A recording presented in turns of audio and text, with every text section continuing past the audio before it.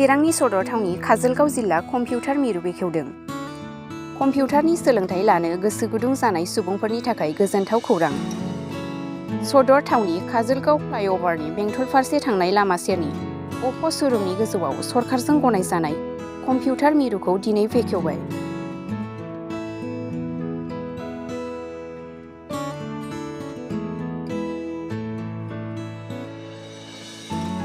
बेखेवना होयो काजोलगाव म्युनिसिपालिटि बर्डनि मासिगिरि उपेन मुसाहारि, बारग' जिल्ला बेंगिरि केरल नार्जारि, बे मिरुनिनो जोथोन लागिरि जाकब एम.अ. मोननि नुजाथिनायाव।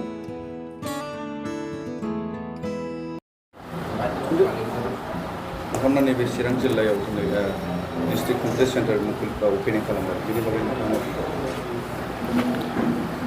जोबोद मोनसे गोनां बुब्लि जोंनि चिरां जिल्लायाव बेबादि सरकारि स्वीकृति प्राप्त कम्पिउटार सेन्टार बिदि गैयामोन।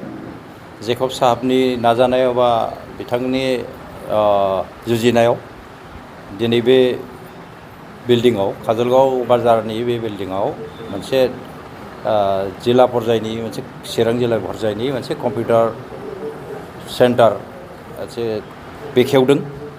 बेवहाय आङो गोजोननाय मोन्दों आरो बेयाव नुजानाय गासिबो आलासि आरो एक्स डिसि बिथांमोननि प्रेजेन्सआव बे अनुस्थानखौ खुंफुंनो मोननानै बा नायनो मोननानै आङो खुब गोजोननाय मोन्दों।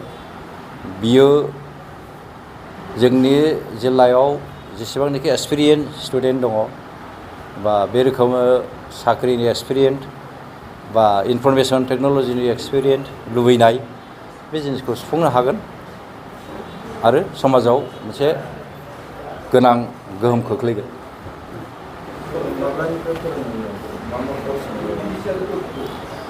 दिनैनिफ्राय जेनेबा बेखौ बेखेवबाय, निस्सय बेनि फेकाल्टि बा बेनि जाय बेखौ माबागिरि खुंगिरि बिथांमोनहा निस्सय माबा मोनसे प्रग्राम खालामगोन। दिनैनिफ्राय खुलिबाय, हयथ' कয়েক दिनाव बेखौ एडमिसननि मोनसे प्रसेस थागोन आरो दा थाबैनो हयथ' कয়েक दिननि गेजेरावनो बेनि थाखो बा क्लासखौ स्टार्ट खालामगोन होननानै जों मिजिंथिदों आरो निस्सय बिदिनो जाफुंगोन। हमारी district computer centre is a government recognise centre. हमारे यहाँ क्लासेस सब on government recognise courses. 1 number courses हमारा 3 months course government recognise, 6 months course, तार पिছত 1 year प्रोग्राम।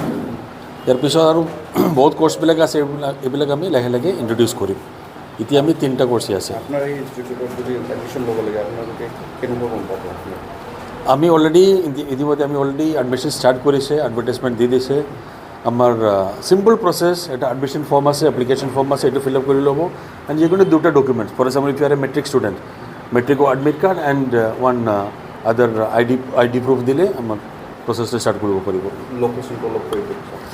লোকেশ্যন আছে, এইটো হয় কাজলগাঁও বজাৰ। ইয়াতে তলতে এটা অপ' শ্ব'ৰুম আছে, এই শ্ব'ৰুমৰ 2nd ফ্ল'ৰতে আছে আমাৰ কাজলগাঁও বজাৰত।